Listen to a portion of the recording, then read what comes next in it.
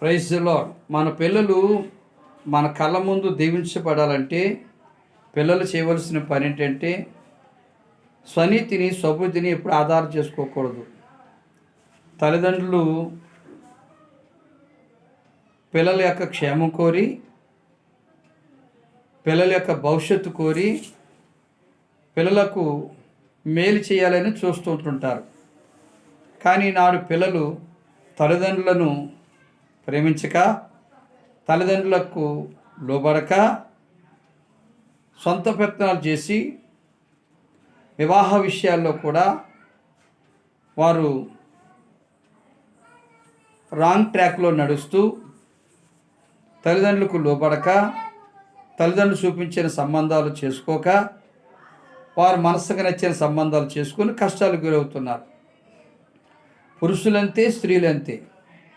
కాబట్టి దైవజనుడిగా మీకు తెలియజేస్తున్నాను, మనకు మేలు కలగాలంటే తల్లిదండ్రులు చూసిన సంబంధాలు చేసుకోవటం బెటర్ అని దైవజనుడిగా మనం చేస్తున్నాను. యవన ప్రాయంలో ఉన్నటువంటి వారు మీరు చాలా తొందరపడతారు, చాలా తప్పులు చేస్తుంటుంటారు, చాలా పొరపాట్లు చేస్తుంటుంటారు. అంటే వాటన్నిటినీ సరిచేసుకొని దిద్దుకుంటూ తల్లిదండ్రులు చూపించినటువంటి వివాహాలు చేసుకుని మీ కుటుంబాల్లో శాంతి సమాధానాలు పొందాలని దైవజనుడిగా మనం చేస్తున్నాను. కొంతమంది తల్లిదండ్రులు చెప్పిన అడుగుజాడలో నడవకుండా స్వబుద్ధిని ఆధారం చేసుకుని మా ఫ్రెండ్ ఏదో చేస్తున్నాడు, మా కొలీగ్స్ ఏదో చేస్తున్నారు, మా తెలిసిన వాళ్ళు ఏదో చేస్తున్నారు, నేను కూడా చేయాలని ఉరకలో ఊగుతూ ఏదో పిల్లిని చూసి కుక్క వాతలు పెట్టుకుందో సామెత అంటారు. ఈ సామెతలు మనకు రావు.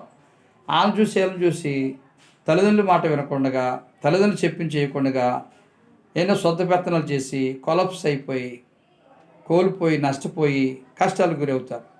నేనేమంటారంటే, మీకు మేలు కలిగినట్లు తల్లిదండ్రులకు లోపడండి, మీకు మేలు కలిగినట్లు తల్లిదండ్రుల యొక్క అడుగుజాడలు నడవండి, మీకు మేలు కలిగినట్లు తల్లిదండ్రులకు విధేయత చూపండి, మీకు మేలు కలిగినట్లు తల్లిదండ్రులను సన్మానించండి. నీవు దీర్ఘాయుష్యమంతుడగినట్లు నీ తల్లికి నీ తండ్రికి లోబడు అన్నాడు. ఇది వాక్యం. ఆజ్ఞ అతిక్రమిస్తే అందువల్ల నీకు కీడు వస్తుంది, ఆజ్ఞ పాటిస్తే అందువల్ల నీకు లాభం వస్తుంది. తీర్మానం చేసుకో సహోదరుడా, సహోదరి. నీకు నీవే తీర్మానం చేసుకుని, మా తల్లిదండ్రులను ప్రేమిస్తాను, మా తల్లిదండ్రులను ఆదరిస్తాను, మా తల్లిదండ్రులకు లోబడతాను, మా తల్లిదండ్రుల యొక్క అడుగుజాడలో నడుస్తానని ఒక ఉద్దేశానికి వస్తే నీ హృదయ తలంపులు ఎరిగిన యేసయ్య నిన్ను క్షమించి ఆయన ఆశీర్వాదానికి యోగ్యుడిగా చేస్తాడు. కృప కోసమై తల్లిదండ్రులకు విధేయత చూపండి, తల్లిదండ్రులను గౌరవించండి, తల్లిదండ్రులను ప్రేమించండి, తల్లిదండ్రులు చెప్పిన మాటలు అనుసరించి నడవండి, దేవుళ్ళు పొందండి. God bless you. దేవుడు